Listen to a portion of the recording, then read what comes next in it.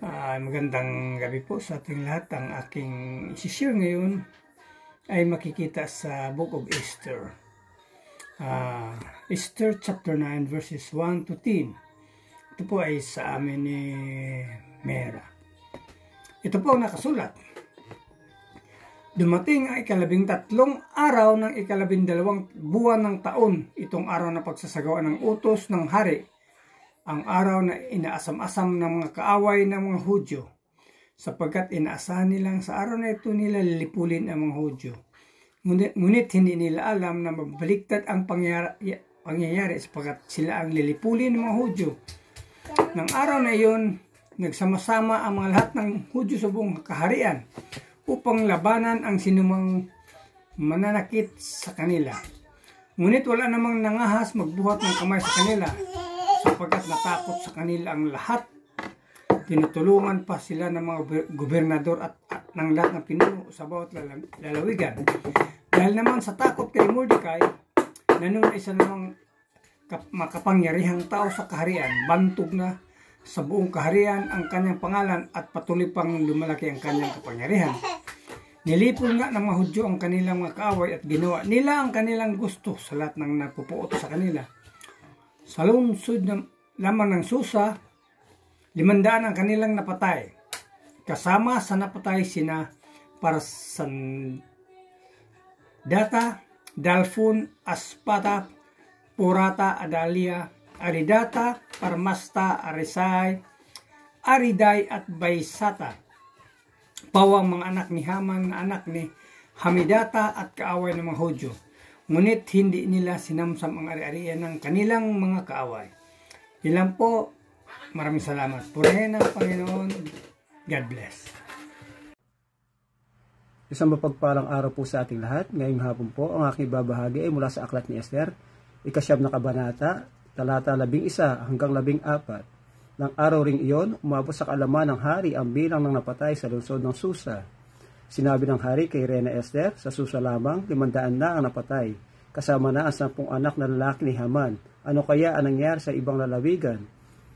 Ngayon, sabihin mo sa akin kung ano ang gusto mo at ibibigay ko sa iyo. Sinabi ni Esther, kung mamarapatin po ng hari, ay pahintulutan ang mga Hudyo rito sa Susa na ituloy hanggang bukas ang inyong utos. At kung maaari, ipabiti sa betayan ang bangkay ng mga anak ni Haman. Inutos nga ng hari na ibitin ang bangkay ng 10 anak ni Haman. Purihin po natin ang lumikha sa pagkakabasa ng kanyang mga salita. Amen. Isang mapagpalang gabi po sa ating lahat. Ang akin pong babasahin ngayon ay mula sa libro ng Esther, chapter 9, verses 15 to 18. Sa 14 na araw ng buwan ng Adar, nagtipong muli ang mga Hudyo na nasa Susa at nakapatay pa sila ng 300 lalaki. Ngunit hindi rin nila sinamsam ang mga ari-arian ng mga ito. Samantala, nagtipon ng mga ibang Hudyo na nasa iba't ibang lalawigan ng kaharian upang ipagtanggol ang kanilang mga sarili at makaligtas mula sa kanilang mga kaaway. Nakapatay sila ng 75,000 tao, pero hindi nila sinamsam ang mga ari-arian ng mga ito. Nangyari ito noong 13 araw ng buwan ng Adar. Sa 14 na araw, nagpahinga sila at ginawa itong araw ng pagdiriwang at kagalakan. Ngunit sa Susa, patuloy pa ang pagpatay ng mga Hudyo sa kanilang mga kalaban, at ng 15 araw ng buwan ng Adar, nagpahinga sila at nagdiwang ng pista. Amen. God bless po. Magandang gabi po sa ating lahat. Ang babasahin ko po ay mula po sa Esther, chapter 9, verse 19 to 22. Ito ang dahilan kung bakit ang mga Hudyong nasa lalawigan ay nagdiriwang ng pista sa 14 na araw ng buwan ng Adar. Sa araw na iyon, nagbibigayan sila ng mga regalo. Ang pista ng Purim. Isinulat ni Mordecai ang lahat ng nangyari, at nagpadala siya ng sulat sa lahat ng Hudyo sa malalayo at sa malalapit na lalawigang nasasakupan ni Haring Aswero. Sa sulat na ito, sinabi ni Mordecai sa mga Hudyo na dapat alalahanin nila at ipagdiwang ang 14 at 15 araw ng buwan ng Adar. Ito'y para alalahanin ang araw na nakaligtas sila sa mga kalaban, na ang kalungkutan nila ay naging kaligayahan at ang kanilang iyakan ay naging kasayahan. Kaya sinabi sa kanila ni Mordecai sa sulat na dapat magdiwang sila sa pista, magsaya sa araw na iyon, at magbigayan ng mga regalo sa isa't isa at sa mahihirap. Amen. God bless po. Hello po, good evening. Ang aking Bible verse for today is from the book of Esther, chapter 9, verses 23 to 27. Sinunod nga ng mga Hudyo ang utos ni Mordecai.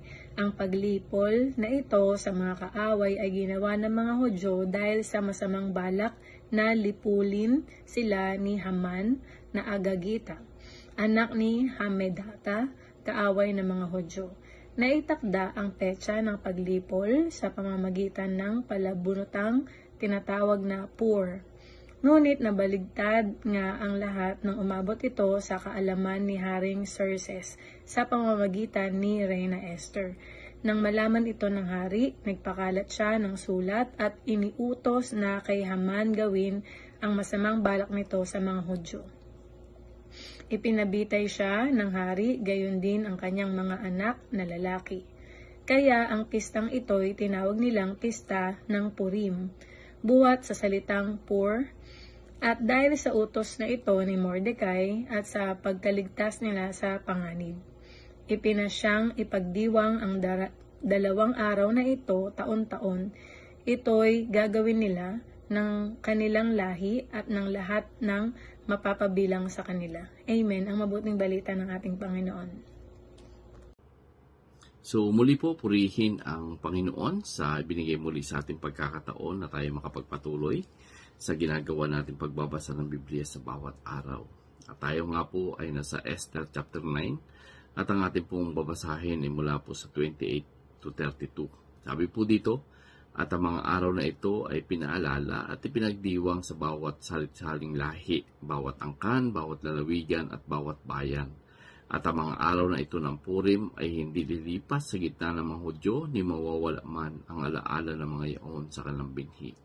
Nang magkagaya sumulat si Esther na reyna na anak ni Abihail at si Mordecai na Hudyo na may buong kapangyarihan upang patutuhanan ang ikalawang sulat na ito tungkol sa Purim.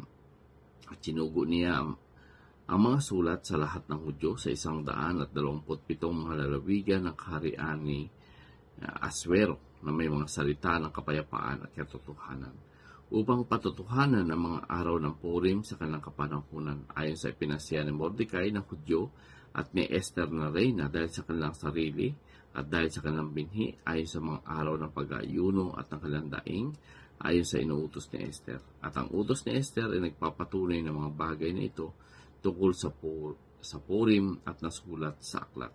Amen.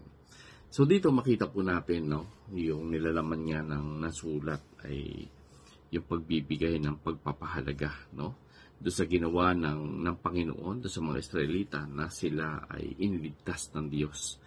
Na sa halip na dalamhati yung kanilang maranasan, ay ang naranasan nila ay isang kasiyahan na dahil sila po ay naligtas buhat doon sa kamatayan na ginawa ni Haman. Na sa halip na yung mga Hudyo ang mapatay, ay si Haman po yung nagdusa doon sa kanyang ginawang tilos, na kung saan ay doon niya gustong ibitin si Mordecai. So dito makikita din po natin na talagang yung pag-aalala doon sa ginawa sa kanila ng Diyos. Ito po ay isang napakagandang bahagi ng buhay na dapat ipaalala sa mga anak at sa mga susunod na henerasyon. Mahalaga po yung pagtuturo doon sa mga susunod na henerasyon na dapat ito ay hindi mawala yung sa kanilang alaala. At ito ay responsibilidad na ituro ng mga mismong nakakita, nakaranas upang patuloy na maalala ng mga henerasyon kung ano yung ginawa ng Panginoon na kabutihan. Ito po yung isa sa mga dahilan kung bakit dapat ipagdiwang upang patuloy na ipaalala sa buong Israelita at sa mga susunod na henerasyon yung ginawa ng Panginoon na pagliligtas para sa mga Hudyo. So, purihin po muli ang Panginoon sa bawat pagkakataon na ibinibigay po sa atin na tayo makapagbasa ng Biblia at the same time tayo po ay makapag-devotion. So, God bless everyone. Ang Panginoon po muli ang mapapurihan.